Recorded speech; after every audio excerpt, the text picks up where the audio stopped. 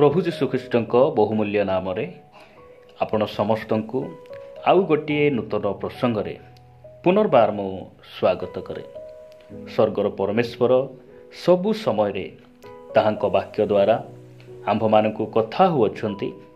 ଆମ୍ଭମାନଙ୍କ ମନ ମଧ୍ୟରେ ଥିବା ସନ୍ଦେହକୁ ଦୂର କରିବା ସହିତ ତାହାଙ୍କ ବାକ୍ୟ ଜରିଆରେ ଆମ୍ଭମାନଙ୍କୁ ସେ ଶିକ୍ଷା ଦେଉଅଛନ୍ତି। ସେଥିପାଇଁ ତାହାଙ୍କ ନାମର ପ୍ରଶଂସା ହେଉ। ସବୁଦିନ ଭଳି ଆଜି ମଧ୍ୟ ପ୍ରଭୁଙ୍କ ବାକ୍ୟଠାରୁ ଆଉ ଗୋଟିଏ ନୂତନ ପ୍ରସଙ୍ଗ ଆପଣମାନଙ୍କ ନିକଟରେ ମୁଁ ଅଳ୍ପ ସମୟ ରଖିବା ପାଇଁ ଚାହେଁ। ଆଜି ଯେଉଁ ପ୍ରସଙ୍ଗଟି ଆପଣମାନଙ୍କଠାରେ ରଖିବା ପାଇଁ ଚାହେଁ, ସେହି ପ୍ରସଙ୍ଗର ଶୀର୍ଷକ ହେଲା ଯୀଶୁଙ୍କ ପୁନରୁତ୍ଥାନ କେବେ ହୋଇଥିଲା? ତୃତୀୟ ଦିବସରେ, ନା 3 ଦିନ ପରେ, ନା 3 ଦିନ 3 ରାତ୍ରି ପରେ? ଏହି ପ୍ରସଙ୍ଗରେ ପ୍ରଭୁଙ୍କ ବାକ୍ୟରୁ ଅଳ୍ପ କିଛି କଥା କହି ଆପଣମାନଙ୍କୁ ଉତ୍ସାହିତ କରିବା ପାଇଁ ଚାହେଁ।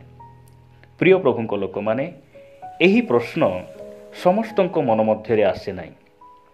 ଯେଉଁ ଭାଇ ଭଉଣୀମାନେ ବାଇବେଲକୁ ଭଲ ଭାବେ ଧ୍ୟାନ କରନ୍ତି, ସେମାନଙ୍କ ମନ ମଧ୍ୟରେ ଏହି ପ୍ରଶ୍ନ ଆସେ।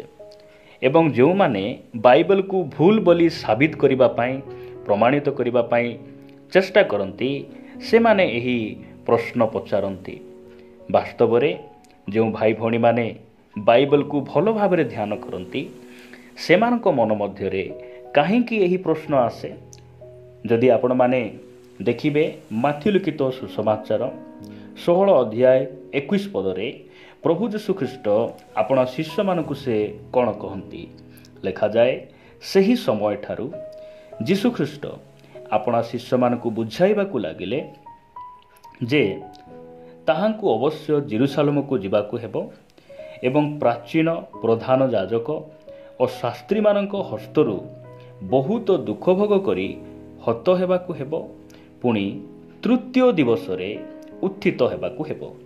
ଆପଣମାନେ ଯଦି ଲୁକଲିଖିତ ସୁସମାଚାରକୁ ଆସିବେ, ଲୁକଲିଖିତ ସୁସମାଚାର 9 ଅଧ୍ୟାୟ 22 ପଦ, ଲୁକଲିଖିତ ସୁସମାଚାର 9 ଅଧ୍ୟାୟ 22 ପଦରେ ଲୁକଙ୍କର ଲେଖା ଅନୁସାରେ ସେ ପ୍ରକାର ଲେଖନ୍ତି, ମନୁଷ୍ୟପୁତ୍ରଙ୍କୁ ଅବଶ୍ୟ ବହୁତ ଦୁଃଖ ଭୋଗ କରିବାକୁ ହେବ ଏବଂ ପ୍ରାଚୀନ ପ୍ରଧାନ ଯାଜକ ଓ ଶାସ୍ତ୍ରୀମାନଙ୍କ ଦ୍ୱାରା ଅଗ୍ରାହ୍ୟ ହୋଇ ହତ ହେବାକୁ ହେବ, ପୁଣି ତୃତୀୟ ଦିବସରେ ଉତ୍ଥିତ ହେବାକୁ ହେବ।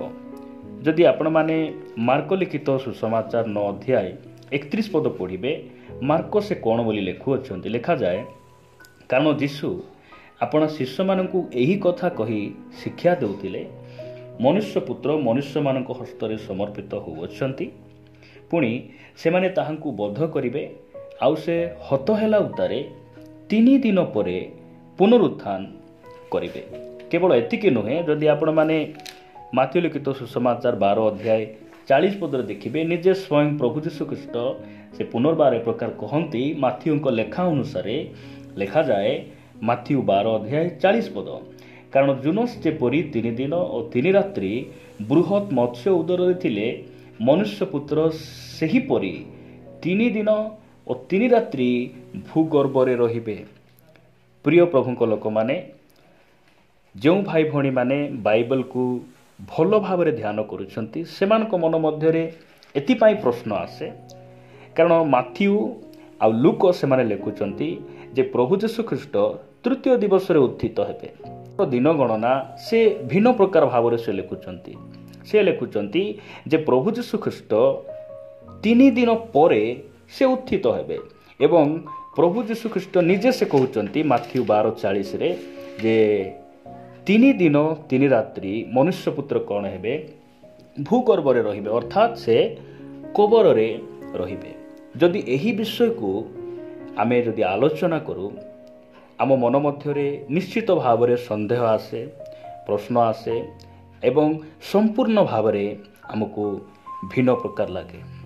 ପ୍ରିୟ ପ୍ରଭୁଙ୍କ ଲୋକମାନେ, ଏହି ସ୍ଥାନରେ ଆମେ ଜାଣିବା ଆବଶ୍ୟକ ରହିଛି, ବୁଝିବା ଆବଶ୍ୟକ ରହିଛି ଯେ ଏହି ଯେଉଁ ବାକ୍ୟ ବର୍ତ୍ତମାନ ସମୟରେ ଲେଖାଯାଇଥିବା ପୁସ୍ତକ ନୁହେଁ। ବାଇବେଲ ଆମ୍ଭମାନଙ୍କ ସମୟରେ, ବର୍ତ୍ତମାନ ସମୟରେ ଲେଖାଯାଇଥିବା ଗୋଟିଏ ପୁସ୍ତକ ନୁହେଁ। ଏହି ବାଇବେଲ ଲେଖିବା ପାଇଁ 1500 ବର୍ଷ ଲାଗିଥିଲା। ଆଉ ଏହି 1500 ବର୍ଷ ମଧ୍ୟରେ ବାଇବେଲର ଲେଖକମାନେ ସେମାନଙ୍କର ସମୟ ଅନୁସାରେ, ସେମାନଙ୍କ ଦିନଗଣନା ଅନୁସାରେ, ଜିହୁଦୀମାନଙ୍କର ଦିନଗଣନା ହିସାବରେ ସେମାନେ କ'ଣ କରିଥିଲେ? ବାଇବେଲକୁ ସେମାନେ ଲେଖିଥିଲେ। ବାସ୍ତବରେ ଯଦି ଆମେ ଆମ୍ଭମାନଙ୍କ ହିସାବରେ ଆମେ ଦିନକୁ କେମିତି ଗଣନା କରୁ? ରାତ୍ରି 12ଟା ଠାରୁ ଆସନ୍ତା ରାତ୍ରି 12ଟା ପର୍ଯ୍ୟନ୍ତ ଆମେ ଦିନକୁ ଗଣନା କରୁ। ମାତ୍ର ଜିହୁଦୀ ଲୋକମାନେ ଦିନକୁ ସେମାନେ ସେ ପ୍ରକାର ଭାବରେ ସେମାନେ ଗଣନା କରୁନଥିଲେ। ସେମାନଙ୍କର ଦିନ ଗଣନା ରାତି 12ଟା ଠାରୁ କିମ୍ବା ସୂର୍ଯ୍ୟ ଉଦୟ ଠାରୁ ମଧ୍ୟ ସେମାନଙ୍କର ଦିନ ଗଣନା ସେମାନେ କରୁନଥିଲେ। ସୂର୍ଯ୍ୟ ଅସ୍ତ ହେବା କ୍ଷଣି ସେମାନଙ୍କ ପାଇଁ ସେମାନେ ନୂତନ ଦିନ ବୋଲି ସେମାନେ ଗଣୁଥିଲେ। ସୂର୍ଯ୍ୟ ଅସ୍ତ ହେଲା ପରଠାରୁ ସେମାନଙ୍କ ପାଇଁ ଗୋଟିଏ ନୂଆ ଦିନ ଆରମ୍ଭ ହେଉଥିଲା। ସେମାନଙ୍କର ଦିନ ଗଣନା ସେହି ପ୍ରକାର ଥିଲା। ଏହା ଆମେ ଜାଣିବା ଆବଶ୍ୟକ ରହିଛି। ଯଦି ଉଦାହରଣ ସ୍ୱରୂପ ଯଦି ପ୍ରଭୁ ଯୀଶୁ ଖ୍ରୀଷ୍ଟ ସେ ତୃତୀୟ ଦିବସରେ ଯଦି ଉତ୍ଥିତ ହେଲେ, ତାହେଲେ ତାଙ୍କର ପୁନରୁତ୍ଥାନ କେବେ ହେବା କଥା? ଶନିବାର ପ୍ରଥମ ଦିନ, ରବିବାର ଦ୍ୱିତୀୟ ଦିନ ଏବଂ ସୋମବାର ତୃତୀୟ ଦିନ ହେବା କଥା। ସୋମବାର ଦିନ ପ୍ରଭୁଙ୍କର ପୁନରୁତ୍ଥାନ ହେବା କଥା। ଯଦି ଆମର ଦିନ ଗଣନା ହିସାବରେ, ଆମ ହିସାବରେ ଯଦି ଆମେ କହିବା, ଯଦି ସେ ତୃତୀୟ ଦିନ ପରେ ବା 3 ଦିନ ପରେ ଯଦି ପ୍ରଭୁ ଯୀଶୁ ଖ୍ରୀଷ୍ଟଙ୍କର ପୁନରୁତ୍ଥାନ ହେଲା, ତାହେଲେ ଶନିବାର ପ୍ରଥମ ଦିନ, ରବିବାର ଦ୍ୱିତୀୟ ଦିନ, ସୋମବାର ତୃତୀୟ ଦିନ, ଆଉ ତୃତୀୟ ଦିନ ପରେ ବୋଲେ ମଙ୍ଗଳବାର ଦିନ ଯୀଶୁଖ୍ରୀଷ୍ଟଙ୍କର ପୁନରୁତ୍ଥାନ ହେବା କଥା। ଯଦି ଆମେ କହିବା ଯେ ପ୍ରଭୁ ଯୀଶୁଖ୍ରୀଷ୍ଟ ମାଥ୍ୟୁ 12:40 ପଦ ଅନୁସାରେ ଯାହା ସେ କହିଲେ 3 ଦିନ 3 ରାତ୍ରି ପରେ, ଏହାକୁ ଆମ ହିସାବରେ ପ୍ରଭୁଙ୍କର ପୁନରୁତ୍ଥାନ କେବେ ହେବା କଥା? ଶୁକ୍ରବାର ପ୍ରଥମ ଦିନ, ଶନିବାର ଦ୍ୱିତୀୟ ଦିନ, ରବିବାର ତୃତୀୟ ଦିନ ଏବଂ ଶୁକ୍ରବାର, ଶନିବାର, ରବିବାର ଏହା ତୃତୀୟ ରାତ୍ରି। ଏହି ହିସାବରେ ଆମେ ତୃତୀୟ ରାତ୍ରି ହେବା କଥା ଏବଂ ସେ ସୋମବାର ସନ୍ଧ୍ୟାରେ ପ୍ରଭୁ ଯୀଶୁଖ୍ରୀଷ୍ଟଙ୍କର ପୁନରୁତ୍ଥାନ ହେବା କଥା। କିନ୍ତୁ ବାଇବେଲ ଆମମାନଙ୍କୁ କ'ଣ ଶିକ୍ଷା ଦିଏ? ଯଦି ଆପଣମାନେ ମାଥ୍ୟୁ ଲିଖିତ ସୁସମାଚାର 28 ଅଧ୍ୟାୟକୁ ଆସିବେ, ଲେଖାଯାଏ, ବିଶ୍ରାମ ବାର ଶେଷ ହେଲା ଉତ୍ତାରେ ସପ୍ତାହର ପ୍ରଥମ ଦିବସରେ ପ୍ରତ୍ୟୁଷରେ ମଗଦଲିନୀ ମରିୟମ ଓ ଅନ୍ୟ ମରିୟମ ସମାଧି ଦେଖିବାକୁ ଗଲେ, ଯେଉଁ ସ୍ଥାନରେ ପ୍ରଭୁ ଯୀଶୁଖ୍ରୀଷ୍ଟଙ୍କର ଶରୀର ନଥିଲା। ସେ ପୁନରୁତ୍ଥିତ ହୋଇ ସାରିଥିଲେ। ସେମାନେ କେବେ ଗଲେ? ବିଶ୍ରାମ ବାର ଶେଷ ହେଲା ପରେ, ଅର୍ଥାତ୍ ଶନିବାର ଦିନ ଯେବେ ସମାପ୍ତ ହେଲା ଏବଂ ରବିବାର ଦିନ ସେମାନେ ପ୍ରତ୍ୟୁଷରେ, ରବିବାର ଦିନ ସକାଳ ସେମାନେ ସମାଧି ନିକଟକୁ ଯାଉଛନ୍ତି। ରବିବାର ଦିନ ପ୍ରଭାତରେ ସେମାନେ କ'ଣ କରୁଅଛନ୍ତି? ସମାଧି ନିକଟକୁ ଯାଉଛନ୍ତି। ଆଉ ସେହି ସମୟରେ ପ୍ରଭୁ ଯୀଶୁଖ୍ରୀଷ୍ଟଙ୍କର କ'ଣ ହେଉଛି? ପୁନରୁତ୍ଥାନ ହେଉଛି। ଯଦି ଏହାକୁ ଆମ ହିସାବରେ ଆମେ ବୁଝିବା ପାଇଁ ଚେଷ୍ଟା କରିବା ଯେ 3 ଦିନ କେମିତି ହେଲା, 3 ଦିନ ପରେ ତାଙ୍କର ପୁନରୁତ୍ଥାନ କି ପ୍ରକାର ଆମେ ବୁଝିବା? 3 ଦିନ 3 ରାତ୍ରି ବୋଲି ଏହାକୁ ଆମେ କେମିତି ବୁଝିବା? ପ୍ରିୟ ପ୍ରଭୁଙ୍କ ଲୋକମାନେ, ଜିହୁଦୀ ଲୋକମାନେ ସେମାନଙ୍କର ଦିନ ଗଣନା ସେମାନେ ସୂର୍ଯ୍ୟ ଅସ୍ତ ହେଲା ପରଠୁ ସେମାନେ ନୂଆ ଦିନକୁ ସେମାନେ ଗଣନା କରୁଥିଲେ। ଆଜିର ସୂର୍ଯ୍ୟ ଅସ୍ତ ଠାରୁ ଆସନ୍ତାକାଲିର ସୂର୍ଯ୍ୟ ଅସ୍ତକୁ ଧରି ସେମାନେ ଗୋଟିଏ ଦିନ ବୋଲି ସେମାନେ କ'ଣ କରୁଥିଲେ? ଗଣନା କରୁଥିଲେ। ଯେମିତିକି ଆଦି ପୁସ୍ତକ 1 ଅଧ୍ୟାୟ 5 ପଦରେ ଲେଖାଗଲା ଯେ ସନ୍ଧ୍ୟା ଓ ପ୍ରାତଃକାଳ ହୋଇ ପ୍ରଥମ ଦିବସ ହେଲା। ପ୍ରିୟ ପ୍ରଭୁଙ୍କ ଲୋକମାନେ, ଏହା ଜିହୁଦୀମାନଙ୍କର ଦିନ ଗଣନା। ଆମେ ଏହାକୁ ବୁଝିବା ପାଇଁ ଆମକୁ କ'ଣ କରିବାର ଆବଶ୍ୟକ ରହିଛି? ଜିହୁଦୀମାନଙ୍କର ଦିନ ଗଣନାକୁ ଆମେ ବୁଝିବା ଆବଶ୍ୟକ ରହିଛି ଯେ ସେମାନେ ଆଜିର ସୂର୍ଯ୍ୟ ଅସ୍ତ ଠାରୁ ଆରମ୍ଭ କରି ଆସନ୍ତାକାଲିର ସୂର୍ଯ୍ୟ ଅସ୍ତ ବା ଆସନ୍ତା ସକାଳ ଆଉ ସନ୍ଧ୍ୟାର ସେହି ସୂର୍ଯ୍ୟ ଅସ୍ତକୁ ଧରି ସେମାନେ କ'ଣ କରୁଥିଲେ? ଗୋଟିଏ ଦିନ ବୋଲି ସେମାନେ ଗଣୁଥିଲେ। ଯଦି ଆପଣମାନେ ଯୋହନ ଲିଖିତ ସୁସମାଚାର 19 ଅଧ୍ୟାୟକୁ ଆସିବେ, ଯୋହନ ଲିଖିତ ସୁସମାଚାର 19 ଅଧ୍ୟାୟ ତାର 31 ପଦରେ ଏ ପ୍ରକାର ଲେଖାଯାଏ। ଆମେ ସେ ସ୍ଥାନରେ ପଢ଼ିଲେ ଆମେ ଜାଣିପାରିବା ଜହନ ଲିଖିତ ସୁସମାଚାର 19 ଅଧ୍ୟାୟ 31 ପଦ ଲେଖାଯାଏ, ସେହି ଦିନ ଆୟୋଜନର ଦିନ ଥିବାରୁ ଶରୀର ଗୁଡ଼ିକ ଯେପରି ବିଶ୍ରାମ ବାରରେ କୃଷ ଉପରେ ନ ରହେ, କାରଣ ସେହି ବିଶ୍ରାମ ବାର ମହାଦିନ ଥିଲା, ସେଥିପାଇଁ ସେମାନଙ୍କ ଗୋଡ଼ ଭଙ୍ଗାଯାଉ ଓ ସେମାନେ ଅନ୍ୟ ସ୍ଥାନକୁ ନିଆଯାଆନ୍ତୁ ବୋଲି ଯିହୁଦୀମାନେ ପିଲାତଙ୍କୁ ଅନୁରୋଧ କଲେ। ଏହା ପ୍ରଭୁ ଯୀଶୁଖ୍ରୀଷ୍ଟଙ୍କୁ ଯେଉଁ କ୍ରୁଶରେ ଚଢ଼ା ଯାଇଥିଲା, ସେହି କ୍ରୁଶର ଦୁଇ ପଟେ, ବାମ ପଟେ ଏବଂ ଡାହାଣ ପଟେ ଯେଉଁ ଚୋରମାନଙ୍କୁ ଚଢ଼ା ଯାଇଥିଲା, ସେମାନଙ୍କ ବିଷୟରେ ଲେଖାଯାଉଛି ଯେ ବିଶ୍ରାମ ବାର ଆସିବା ପାଇଁ ଯାଉଥିଲା। ଯେ ବିଶ୍ରାମ ବାର ପୂର୍ବରେ ଅର୍ଥାତ୍ ଶୁକ୍ରବାର ଦିନ ଏମାନଙ୍କୁ କ'ଣ କରାଯାଇଥିଲା? କ୍ରୁଶରେ ଚଢ଼ା ଯାଇଥିଲା। ବିଶ୍ରାମ ବାର ପର୍ଯ୍ୟନ୍ତ ଯଦି କ୍ରୁଶ ଉପରେ କୌଣସି ମଢ଼ ଶରୀର ଥାଏ, ତାହେଲେ ତାହା ଯିହୁଦୀ ଲୋକମାନେ ଅଶୁଚି ବୋଲି ସେମାନେ କ'ଣ କରୁଥିଲେ? ସେମାନଙ୍କର ବ୍ୟବସ୍ଥା ଅନୁସାରେ ସେମାନେ ପାଳନ କରୁଥିଲେ। ସେଥିପାଇଁ ବିଶ୍ରାମ ବାର ଆସିବା ପୂର୍ବରୁ ଅର୍ଥାତ୍ ଆୟୋଜନର ଦିନ, ମହାଦିନ ଆସିବା ପୂର୍ବରୁ, ସେହି ଶୁକ୍ରବାର ସୂର୍ଯ୍ୟାସ୍ତ ପୂର୍ବରୁ ଏମାନଙ୍କ ଶରୀରକୁ ଓହ୍ଲାଇ କ'ଣ କରାଗଲା?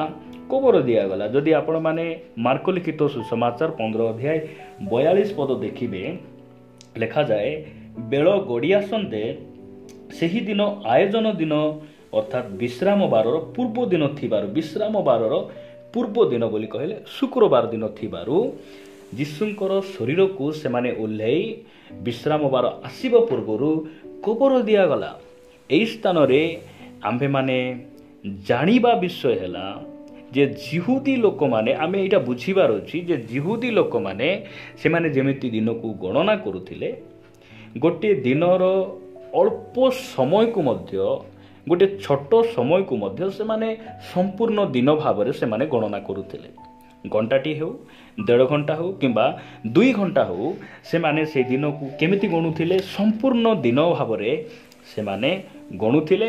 ଆଉ ସେମାନଙ୍କ ସମୟରେ ସେହି ଗଣନା ଏବଂ ସେହି ଘଟଣାକୁ ସେମାନେ ଚଳନୀୟ ଭାବରେ ଏବଂ ପାଳନୀୟ ଭାବରେ ତାହା କ'ଣ କରୁଥିଲେ? ସେମାନେ ସେହି ବିଷୟକୁ ସେମାନେ ଧରୁଥିଲେ। ଉଦାହରଣ ସ୍ୱରୂପ, ଯଦି କୌଣସି ଯିହୁଦୀ ଲୋକ କୌଣସି ଗୋଟିଏ ସ୍ଥାନକୁ ଯିବା ନିମନ୍ତେ ସେ ବାହାରୁଛନ୍ତି, ଯାତ୍ରା କରୁଛନ୍ତି, ଧରାଯାଉ ସନ୍ଧ୍ୟା 4ଟା ସମୟରେ ଯଦି ସେ ଯାତ୍ରା କରୁଛନ୍ତି, ଆଉ ଯାତ୍ରା କରି ସେ ଯଦି 2 ଘଣ୍ଟା ଯାତ୍ରା କରିବେ, ଆସନ୍ତା ସନ୍ଧ୍ୟା 6ଟାରେ ଯଦି ସେ ସ୍ଥାନକୁ ପହଞ୍ଚୁଛନ୍ତି, ତାହେଲେ ସେମାନେ କ'ଣ କରୁଥିଲେ? ସେହି ଯେଉଁ ସମୟକୁ ସେମାନେ 2 ଦିନ ବୋଲି ସେମାନେ କ'ଣ କରୁଥିଲେ?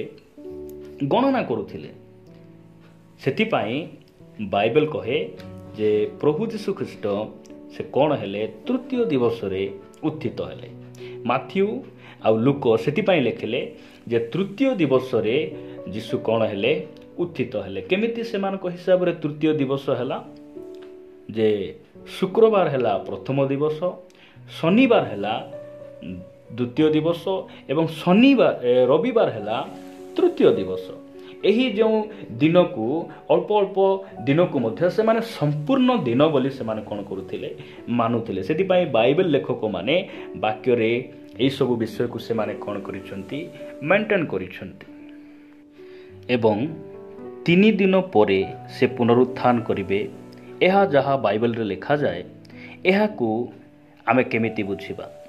ଯିହୁଦୀ ଲୋକମାନେ ଏହାକୁ ସେମାନେ କି ପ୍ରକାର ଗଣନା କରୁଥିଲେ? ଆମ୍ଭମାନଙ୍କର କ୍ୟାଲେଣ୍ଡର ହିସାବରେ ପ୍ରଭୁ ଯୀଶୁଖ୍ରୀଷ୍ଟଙ୍କୁ ଶୁକ୍ରବାର ଦିନ କ୍ରୁଶରେ ଚଢ଼ାଗଲା ଏବଂ ତାହାଙ୍କୁ ପ୍ରାଣଦଣ୍ଡ ଦିଆଗଲା। ସେହି ଯେଉଁ ଶୁକ୍ରବାର ଦିନ ଯିହୁଦୀ ଲୋକମାନଙ୍କ ନିମନ୍ତେ ପୂର୍ବ ଦିନର ସନ୍ଧ୍ୟାଠାରୁ ସେହି ଦିନ ସେମାନେ ଆରମ୍ଭ କରିଥିଲେ। ଅର୍ଥାତ୍ ଗୁରୁବାର ଦିନ ସନ୍ଧ୍ୟାର ଦିନରୁ ସେମାନଙ୍କ ହିସାବରେ ସେ ଦିନକୁ ସେମାନେ ଆରମ୍ଭ କରିଥିଲେ। ସେଥିପାଇଁ ବାଇବେଲରେ ଲେଖାଗଲା ଯେ ତୃତୀୟ ଦିବସ ପରେ ଅର୍ଥାତ୍ 3 ଦିନ ପରେ ସେ ପୁନରୁତ୍ଥାନ କରିବେ। ପ୍ରଭୁ ଯୀଶୁଖ୍ରୀଷ୍ଟ ଯାହା କହିଲେ ଯେ ମାଥ୍ୟୁ ଲିଖିତ ସୁସମାଚାର 12 ଅଧ୍ୟାୟ 40 ପଦ, ଏହାକୁ ଆମେ କିପରି ବୁଝିବା? ଯେ ପ୍ରଭୁ ଯୀଶୁଖ୍ରୀଷ୍ଟ କହିଲେ ଯେ ଜୁନସ୍ ଯେପରି ବୃହତ୍ ମତ୍ସ୍ୟ ଉଦରରେ 3 ଦିନ 3 ରାତ୍ରି ରହିଲେ, ମନୁଷ୍ୟ ପୁତ୍ର ମଧ୍ୟ ଭୂଗର୍ଭରେ 3 ଦିନ 3 ରାତ୍ରି ରହିବେ। ଯାହା ମୁଁ ଆପଣମାନଙ୍କୁ କହିଲି ଯେ ପ୍ରଭୁ ଯୀଶୁ ଖ୍ରୀଷ୍ଟଙ୍କୁ ଆମ୍ଭମାନଙ୍କ କ୍ୟାଲେଣ୍ଡର ଅନୁସାରେ ଶୁକ୍ରବାର ଦିନ ତାହାଙ୍କୁ କ୍ରୁଶରେ ଚଢ଼ାଗଲା ଏବଂ ତାଙ୍କୁ ସେହିଦିନ ପ୍ରାଣଦଣ୍ଡ ଦିଆଗଲା ଆମ୍ଭମାନଙ୍କ ହିସାବରେ। ମାତ୍ର ଜିହୁଦୀ କଲଚରରେ ଜିହୁଦୀମାନଙ୍କ ଦିନ ଗଣନା ହିସାବରେ ତାଙ୍କୁ ସେମାନେ କ'ଣ କରୁଥିଲେ ଯେ ଗତ ଦିନର ସନ୍ଧ୍ୟା ଠାରୁ ସେମାନଙ୍କର ଦିନ ଆରମ୍ଭ ହୋଇଥିଲା, ଅର୍ଥାତ୍ ଗୁରୁବାର ଦିନ ସୂର୍ଯ୍ୟ ଅସ୍ତ ଠାରୁ ସେମାନଙ୍କର ଦିନ ଆରମ୍ଭ ହୋଇଥିଲା।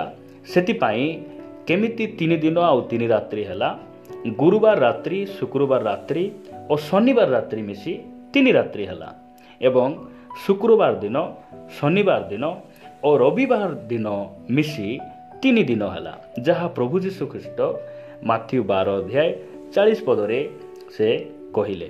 ବାଇବଲ ଲେଖିବା ସମୟରେ ଜିହୁଦୀମାନଙ୍କ ହିସାବରେ 3 ଦିନ, 3 ଦିନ ପରେ ଓ 3 ଦିନ ଓ 3 ରାତ୍ରି ଏହି ସବୁର ଅର୍ଥ ଏକ ପ୍ରକାର ଥିଲା।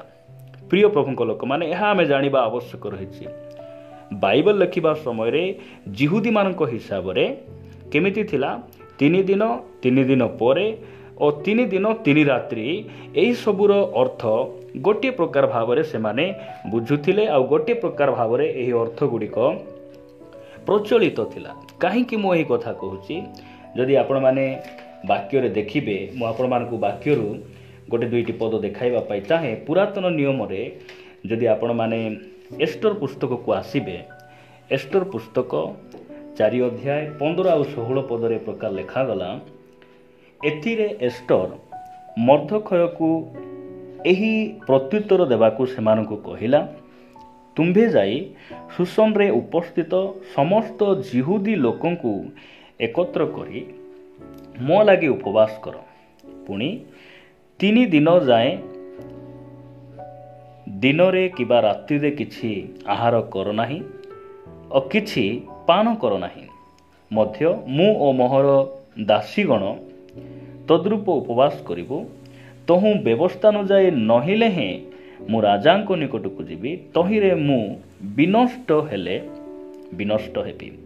ଯେତେବେଳେ ଜିହୁଦୀ ଲୋକମାନଙ୍କୁ ମାରିବା ନିମନ୍ତେ ହାମାନ ସେ ଷଡ଼ଯନ୍ତ୍ର କରୁଛି, ସେହି ସମୟରେ ରାଣୀ ଏଷ୍ଟର ଜିହୁଦୀ ଲୋକମାନଙ୍କୁ ସେ କହୁଛନ୍ତି ଯେ ତୁମେ 3 ଦିନ ଆହୁରି 3 ରାତି ତୁମେ କ'ଣ କରିବ, ଉପବାସ କରିବ। ତାପରେ ମୁଁ କ'ଣ କରିବି, ଉପବାସ ସରିଲା ପରେ ମୁଁ ରାଜାଙ୍କ ନିକଟକୁ ଯିବି, ଗୋଟେ ନିୟମ, ଗୋଟେ ବିନତି ନେଇକିନା ଯିବି, ସେ ଏହି କଥା କହୁଛନ୍ତି। ମାତ୍ର ଯଦି ଆପଣ ସେହି ଏଷ୍ଟର 5 ଅଧ୍ୟାୟ 1 ପଦ ପଢ଼ିବେ, ସେହି ସ୍ଥାନ ଲେଖାଯାଉଛି, ଏଉତାରୁ 3ୟ ଦିନ ଏଷ୍ଟର ରାଜକୀୟ ବସ୍ତ୍ର ପିନ୍ଧି ରାଜଗୃହର ଭିତର ପ୍ରାଙ୍ଗଣରେ ରାଜଗୃହ ସମ୍ମୁଖରେ ଠିଆ ହେଲା। ସିଏ ପ୍ରଥମରେ କହୁଛନ୍ତି 3 ଦିନ 3 ରାତି ତୁମେ ଉପବାସ କଲା ପରେ ମୁଁ କ'ଣ କରିବି, ମୁଁ ରାଜାଙ୍କ ନିକଟକୁ ଯିବି। ମାତ୍ର ସେ କହୁଛନ୍ତି 3 ଦିନ ପରେ ସେ ରାଜାଙ୍କ ନିକଟକୁ ଯାଉଛନ୍ତି। 3 ଦିନ 3 ରାତି ପରେ ମୁଁ ଗଲି, ଏହି ପ୍ରକାର କଥା ଲେଖାଯାଉ ନାହିଁ, କିମ୍ବା ଏଷ୍ଟର 3 ଦିନ 3 ରାତି ପରେ ସେ ରାଜଗୃହକୁ ଗଲେ, ଏହି କଥା ଲେଖାଯାଉ ନାହିଁ। ଏହି ସ୍ଥାନ ଲେଖାଯାଉଛି ଯେ ସେ 3ୟ ଦିନରେ ସେ କ'ଣ କଲେ, ରାଜଗୃହକୁ, ରାଜାଙ୍କ ନିକଟକୁ ସେ ଗଲେ। ସେଥିପାଇଁ 3 ଦିନ ଆଉ 3 ରାତିର ଅର୍ଥ ଏବଂ 3 ଦିନର ଅର୍ଥ ଜିହୁଦୀମାନଙ୍କ ହିସାବରେ ଏକ ପ୍ରକାର ଅର୍ଥ ଅଟେ। ଯଦି ଆପଣମାନେ 2ୟ ବଂଶାବଳୀ 10 ଅଧ୍ୟାୟକୁ ଆସିବେ, 2ୟ ବଂଶାବଳୀ 10 ଅଧ୍ୟାୟ 5 ପଦରେ ଲେଖାଗଲା, ତହୁଁ ସେ ସେମାନଙ୍କୁ କହିଲେ, 3 ଦିନ ଉତ୍ତାରେ ପୁନର୍ବାର ଆମ୍ଭ କତିକି ଆସ। ତହିଁରେ ଲୋକମାନେ ଚାଲିଗଲେ।